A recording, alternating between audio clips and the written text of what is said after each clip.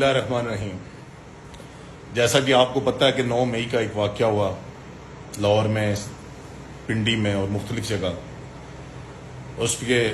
اس واقعے پر میرے قائد عمران خان صاحب نے شدید مذمت کی ہے اور ہر طریقے انصاف کا کارکن یہ اپیل بھی کرتا ہے پاک فوج کے اس کے پیچھے جو لوگ بھی ملوث ہیں میرٹ پہ انکوائری ہونی چاہیے۔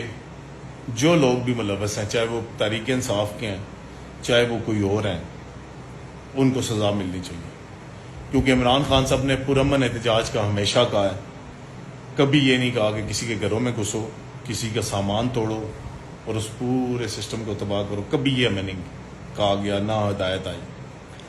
دوسرا، میں پی ڈی ایم والوں کو کہہ رہا ہوں کہ وہ آج 10 دن سے کوئی بیانیہ نہیں ہے، صرف ایک ہی بیانیہ ہے، اور وہ ہمیں اس طرح تنقید کا نشانہ بنا رہے ہیں کہ جیسے ہم اس ملک میں فلسطین سمجھ لیں کہ ہم اسرائیل کے کوئی ایجنٹ ہیں یا ہم کوئی عراق کے ایجنٹ ہیں، اور خدا را ہم محب وطن پاکستانی ہیں، ہم اس پاکستان سے پیار کرتے ہیں۔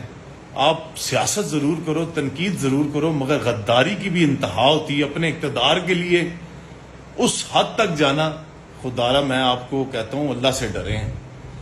ہم نے تو کبھی فوج پہ کوئی بات نہیں کی، ہمارا تو چلو جو آپ کا وقت تھا، آپ کا تو لیڈر 4 سال سے دعائی لینے گیا ہے، واپس آیا ہے۔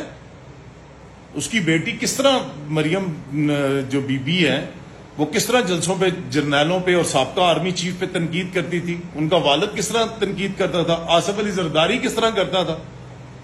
جب بے نظیر شہید ہوئی تب ملک پورا $5 ارب کا نقصان ہوا، بینک جلائے گئے، اس ٹائم وہ جالے تھے۔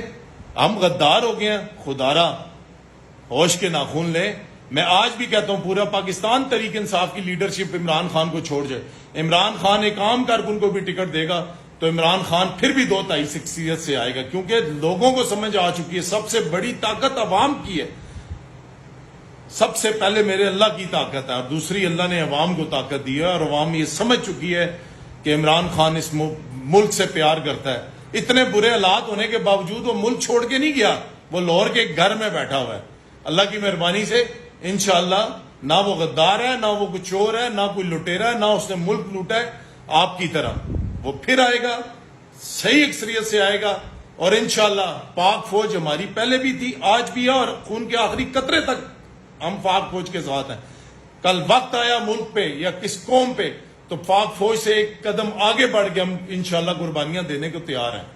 باقی یہ ریلیاں ٹھیک ہے آپ بھی نکال رہے ہیں، وقت آنے دیں، انشاءاللہ ہم بھی پاک فوج کے ساتھ اظہار یکجہتی کے لیے ریلی نکالیں گے، اور اس میں عوام کی تعداد دیکھنا، پاؤں رکھنے کی جگہ نہیں ہوگی، پورے کا پورا پاکستان انشاءاللہ باہر آئے گا۔